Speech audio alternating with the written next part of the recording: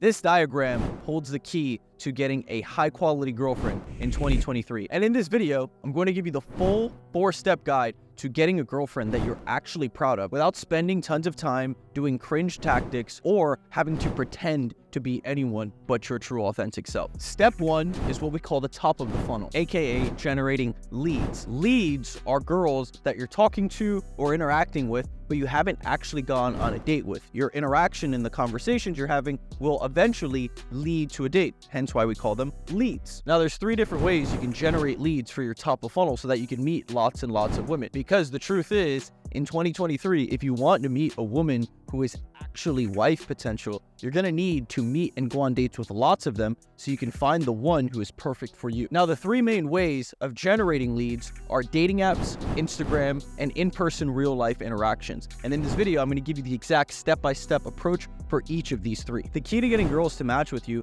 is to have what I call inbound generating photos. These are photos where you're doing an activity or something that is going to create inbound interest, meaning the girl is messaging you first, or the girl is liking your photo or commenting on your photo. On apps like Hinge, if I have a photo of me surfing, the most common response I get to this photo is girls saying, "Oh my God, I always wish I could surf. Oh my God, can you teach me how to surf?" The second most common example is dog photos. Girls love dogs. So if I have a photo with a dog, I'm more likely to have a girl like my photo and make a comment about the dog. "Oh my God, is that your dog? Oh my God, that dog is so cute. Oh my God, what's his name?" All of these are photos that are going to not only buy you extra time and attention on the app because you're doing something that's generating interest, but number 2, it's also going to get them starting the conversation with you first and building more investment. Now, let's imagine you have 2 or 3 of these photos on your profile. Now you're giving girls an easy way to start the conversation with you. The reason most girls don't start conversations on dating apps and they wait for you to take charge is because they don't really know how to start conversations, so they don't know what to say. Having 2 or 3 of these inbound generating photos on your profile is going to give the girl the ammunition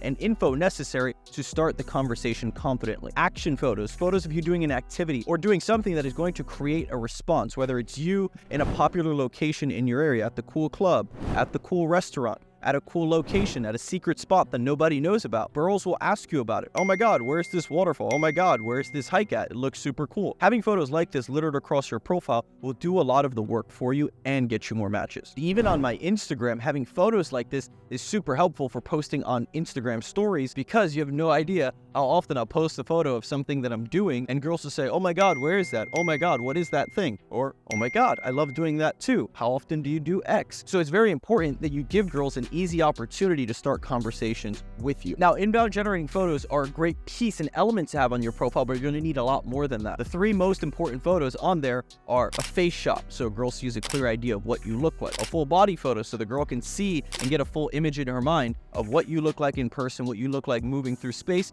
And number 3, an activity photo. Most of the time, inbound generating photos are an activity photo. So make sure you have an activity photo, and honestly, at least 2 on a profile is a minimum if you want girls to start conversations with you. Now, the second way to generate leads, like I mentioned in the previous tip, is Instagram. Inbound generating photos are exactly what we want on Instagram as well. Some of the most attractive women are not on dating apps because of the stigma and because they've had lots of bad experiences. However, they all are on Instagram. I can't think of a single girl who doesn't have an Instagram profile. So by having an Instagram profile, you're opening yourself up to an entirely new pool of women that can generate a similar amount of leads as dating apps would. Not to mention, if you have a sick Instagram profile, that's going to help you in step 2, which I'm about to talk about in just a second. Especially some of the most attractive and in-demand girls who get so much interest by default, they're not on dating apps because they just don't need to be. But they are all on Instagram. The lesson here is that you should be where the type of women you want to date are, and you should have a profile that's best suited to attracting these types of women. Now, the third and my personal favorite way of meeting women is in-person, real-life approaching. Why is this? Because the game has changed. In 2023, everyone talks about how dating is done, modern women are the worst, but actually the opposite is true. The average man in 2023 never approaches women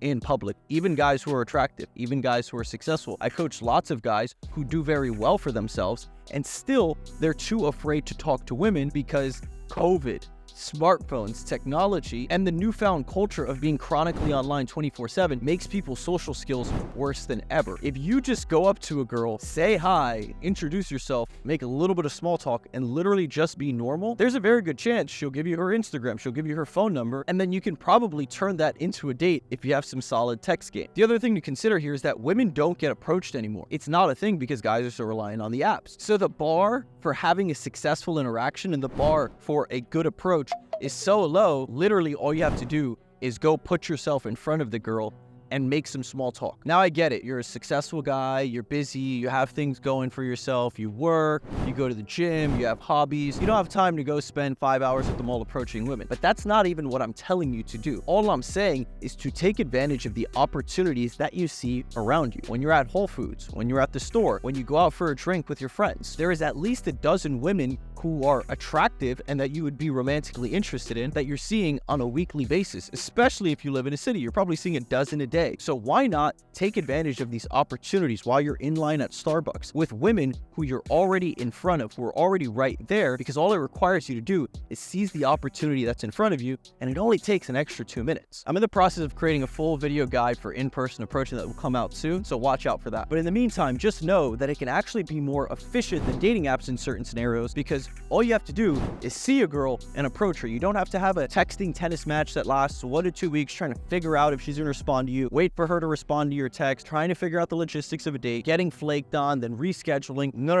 Literally, go up to the girl, approach her. She's met you in person. Her investment level is going to be a lot higher, so your conversion rate is going to be a lot higher by default. Now, you may be wondering, why are you telling us to go meet women 3 different ways? Right now, I'm in the woods. I like going to reserves, parks, finding nature-y spots so I can go bird watching. The types of birds that I'm looking for is going to determine which spot I'm going to go to. In a spot like this where there's lots of open fields, we'll find red-winged blackbirds because they like to fly in these types of areas. However, if I wanted to find falcons, I would go hiking by cliffs because falcons tend to nest alongside cliff areas. If I was looking for bald eagles, I would go somewhere where there's rivers because eagles eat almost exclusively fish. Point being, where you go is going to determine the types of birds you see and the types of qualities these birds have. The same is true for dating apps, which is why we want to be proficient and understand how to meet women on all 3 different grids, as I like to call it. The other thing is too, by meeting women in 3 different places, we're maximizing the pool of options you get to choose from. You may be a guy who's super busy and working all the time, which means you don't have time to go to the club 3 nights a week like the guy who's slightly younger and has lots of free time on his hands. Great, you can use dating apps, you can use Instagram because it doesn't require you to physically be in any place. You can do it mindlessly and passively in the background. However, each different piece of this pipeline has its benefits and advantages, so it's important to understand them and apply them to your own situation. Step 2, conversion. Now that you have all of these leads in your top of funnel, girls that you're meeting by cold approach, dating apps, and Instagram, you need to convert these leads into actual dates, because if you have 100 matches but you turn none of those matches into dates, then it doesn't really matter. The only metric that matters is the amount of dates you're getting, because dates are going to turn into second dates, and then into third dates, and then those third, fourth, fifth, sixth dates are going to turn into a relationship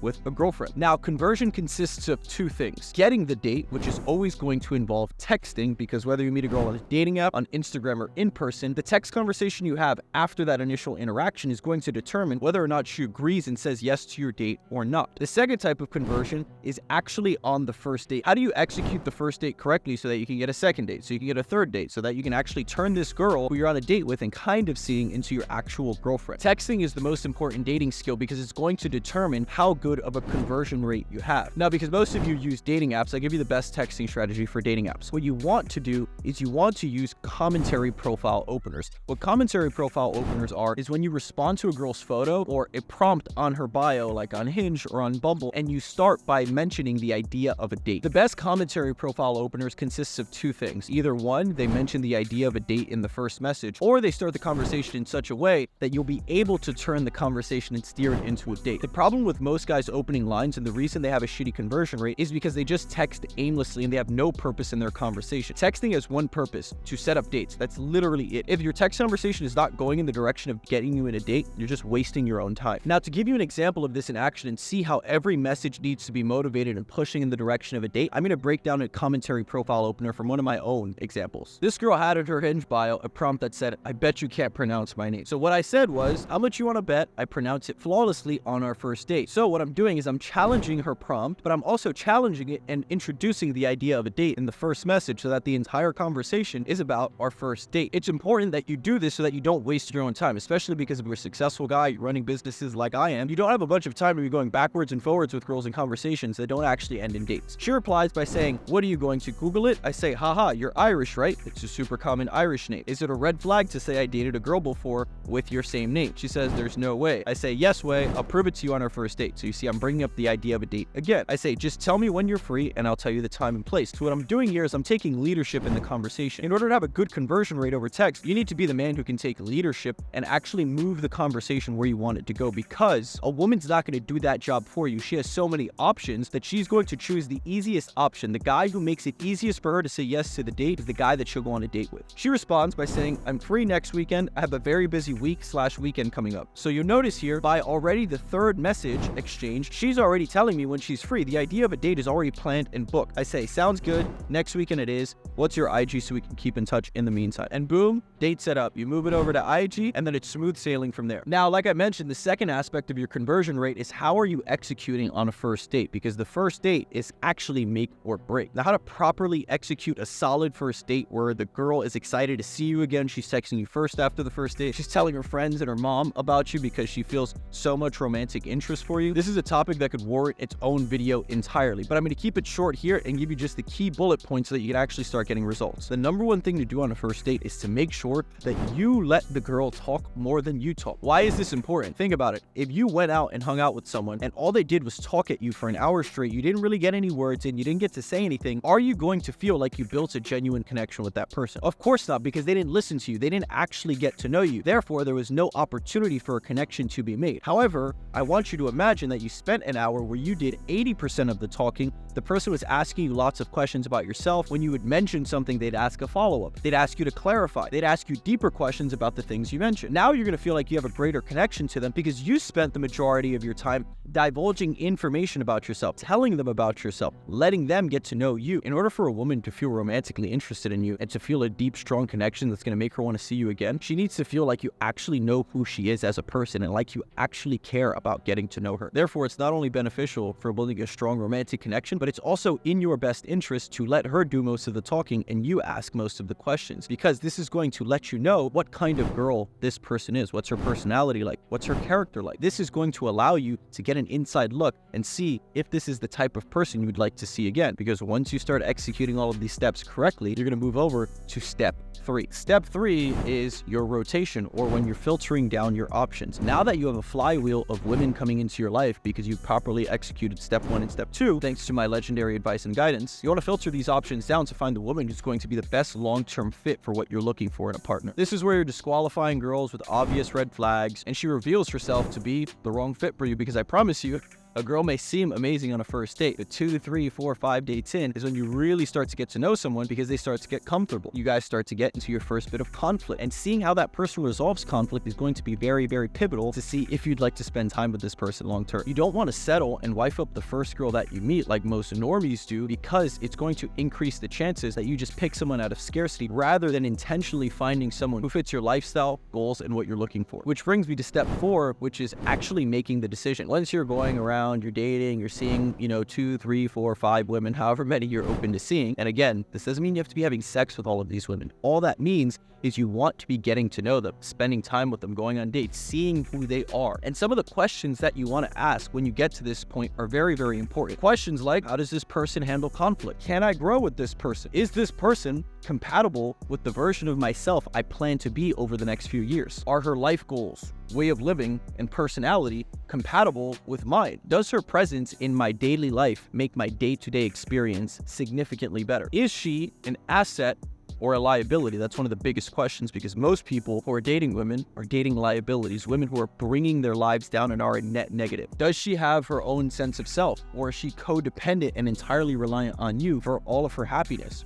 everything in life. This may sound good in theory, but it's actually really, really negative long term, because then you're essentially responsible for a child. So this entire concept of making the right decision and finding a woman who's the right fit for you could be its own full fucking 3-hour long video in and of itself. But because most of you aren't there yet, most of you are still stuck on steps 1 and step 2, which is generating interest, building leads, and converting those leads into dates. I'll leave it here because I don't want to be preaching to the choir. But if you're struggling to build a high quality pool of options of women that you could actually see yourself dating long term, and you want my help, you can apply to work with me and my team and apply for private consulting. We've helped tons of guys get girlfriends in just a few weeks' time. This 4-step process that I just outlined in this video, I know it so well because it's the exact process we've used to get our clients a collective hundreds of dates over the last year. So if you'd like help implementing this exact system into your dating life, tap the link below and apply for private consulting.